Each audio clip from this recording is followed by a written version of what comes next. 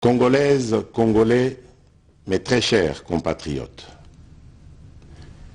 je m'adresse solennellement à vous en ce jour dans un contexte exceptionnel en rapport avec la situation sécuritaire que connaît notre pays dans sa partie orientale. Ce contexte d'agression et d'occupation des territoires dans le Nord Kivu est perpétré par le groupe terroriste dit du M23 avec l'appui avéré en hommes et en logistique du Rwanda. Au moment où je fais cette adresse, nos agresseurs occupent certaines localités dans le territoire de Rutshuru, occasionnant ainsi un drame humanitaire avec plus de 200 000 compatriotes forcés de fuir les affres terroristes dans les zones de combat. Ils se retrouvent en dehors de chez eux, sans logis, sans nourriture et sans soins. Des instructions précises ont été données au gouvernement pour leur rassemblement et leur prise en charge. Au-delà de ces efforts, j'en appelle à un élan général de solidarité pour alléger leur fardeau. Certes, cette situation n'est pas nouvelle. En effet, depuis plusieurs décennies, des groupes armés nationaux et étrangers écument l'est de notre pays en y commettant des atrocités innombrables sur fond d'exploitation illégale de nos ressources naturelles. C'est ainsi qu'à l'occasion de mon avènement, j'avais été amené à prendre l'engagement devant la nation de rétablir au cours de mon mandat la paix et la sécurité là où elles sont compromises et de les consolider là où elles existent. Sitôt dit, sitôt fait, j'ai sans délai et de bonne foi commencé à développer, notamment avec tous nos 9 pays voisins, une diplomatie de proximité en vue d'établir avec eux des relations de coopération franches, transparentes et de caractère gagnant-gagnant. Avec l'Ouganda, par exemple, nous sommes allés jusqu'à décider de mutualiser nos forces armées afin de combattre ensemble la nébuleuse des ADF, une milice d'origine ougandaise qui cependant n'opère que dans le Nord Kivu. Et aussi, nous avons lancé 2 projets de construction de routes transnationales. Avec le Rwanda, un mémorandum d'entente a été signé dans le commerce de l'or avec une entreprise nationale. Une ligne aérienne a été ouverte à la compagnie nationale rwandaise dans notre pays et un accord de non-double taxation a été signé. Malgré cela, ce pays va nous surprendre en réactivant les terroristes du M23. Alors qu'il avait été défait par les armes en 2013, le M23 va refaire surface en prenant notre armée à court, notamment à Bunagana, cité qu'il occupe depuis le 13 juin 2022. En effet, sous la fallacieuse accusation de soutien des FARDC au FDLR, le Rwanda a en réalité des velléités expansionnistes, avec comme intérêt principal l'appropriation de nos minerais, et pour ce faire, il s'active à déstabiliser l'Est du Congo pour créer une zone de non-droit en vue d'assouvir ses appétits criminels. Pour faire face à cette situation, 2 options s'offraient à nous, la diplomatie ou la guerre. J'ai résolu de privilégier la première option, quitte à en venir à la seconde, faute de résultats. L'option diplomatique a donc été mise en œuvre. C'est ici l'occasion pour nous de rappeler que notre attachement à la recherche de la paix par des voies pacifiques n'est aucunement un signe de faiblesse, moins encore un aveu d'une incapacité de notre pays à s'inscrire dans une logique de guerre totale contre tous ceux qui continuent à abuser de notre patience, mais plutôt une expression de notre culture de paix et de notre identité légendaire de peuple hospitalier. C'est ainsi que dès le 20 juin 2022, j'ai pris part aux travaux du 3e conclave des chefs d'État membres de la Communauté d'Afrique de l'Est à Nairobi, au Kenya, qui avait comme agenda l'examen de la situation sécuritaire dans l'Est de notre pays. À l'issue de ce forum, les dirigeants des pays membres de la Communauté d'Afrique de l'Est sont tombés d'accord sur le déploiement d'une force régionale pour imposer la paix dans l'Est de la République démocratique du Congo. Le sommet a appelé à une cessation immédiate de toutes les hostilités à l'Est de notre pays et a demandé à tous les groupes armés, tant étrangers que locaux, à déposer les armes immédiatement et sans condition et à s'engager dans le processus politique. Le 6 juillet 2022, j'ai accepté de rencontrer à nouveau le président du Rwanda, cette fois à Luanda, sous l'égide du président Joao Lourenço, sous couvert de la conférence internationale des régions des Grands Lacs africains, la CIRGL.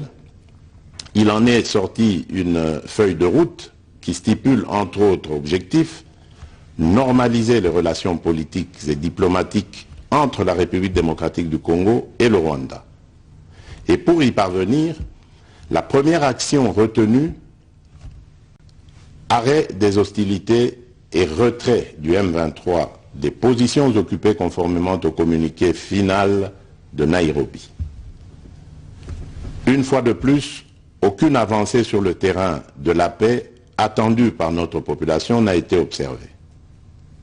La dernière activité diplomatique en date a été la rencontre avec le président Paul Kagame autour du président français Emmanuel Macron et à l'initiative de ce dernier, en marge de l'Assemblée générale des Nations unies à New York. Ici également, pour l'essentiel, il a été acté le principe d'un cessez-le-feu immédiat et du retrait inconditionnel du M23 des positions qu'il occupe. Toujours sans résultat tangible sur le terrain. Mes chers compatriotes, comme vous pouvez le constater, malgré notre investissement et les efforts fournis dans cette optique, la paix et la sécurité ne sont pas au rendez-vous. Garant de l'indépendance, de l'unité nationale et de l'intégrité territoriale, je réitère mon engagement constitutionnel de défendre la patrie jusqu'au sacrifice suprême. Mes très chers compatriotes, ne doutons jamais qu'ensemble réfléchis et engagés, nous puissions changer le monde. À vous, nos vaillants soldats, vous qui avez pris l'engagement de servir sous le drapeau, je vous invite ici au sens élevé du patriotisme en ce temps particulièrement exceptionnel de notre histoire, de défendre notre pays, de protéger l'intégrité de son territoire et d'assurer la sécurité des Congolaises et des Congolais contre toute agression ou attaque d'où qu'elle vienne. À vous, mes très chers compatriotes, la guerre qui nous est imposée par nos voisins exige de chacun de nous des sacrifices. C'est le moment de taire nos divergences politiques pour défendre tous rassemblés notre mère patrie. Notre histoire et notre marche commune ont sans cesse démontré que, loin de s'effondrer, notre nation et son peuple ont toujours relevé ce genre de défi et nous en sommes toujours sortis victorieux. Restons tous unis et solidaires derrière nos forces de défense et de sécurité. La situation actuelle, loin de nous affecter, n'est qu'une épreuve de plus que nous allons surmonter pour raffermir davantage notre unité. Au-delà de tout clivage politique, idéologique, religieux et tribal, la défense de la mère patrie est le seul objectif qui doit nous unir en ce moment. Le pays nous appelle. La nation a besoin de l'engagement de toutes ses filles et de tous ses fils.